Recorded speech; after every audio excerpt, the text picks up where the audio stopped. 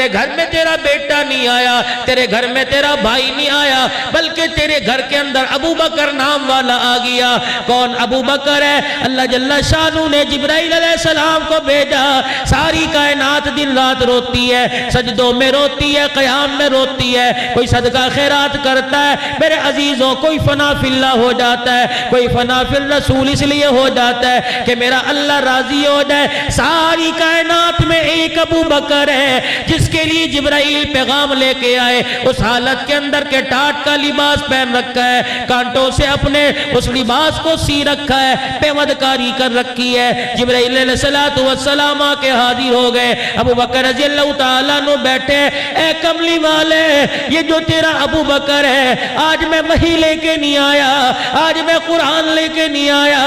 آج میں کوئی نئی صورت لے کے نہیں آیا، آج میں کوئی آیت لے کے نہیں آیا، آج میں خدا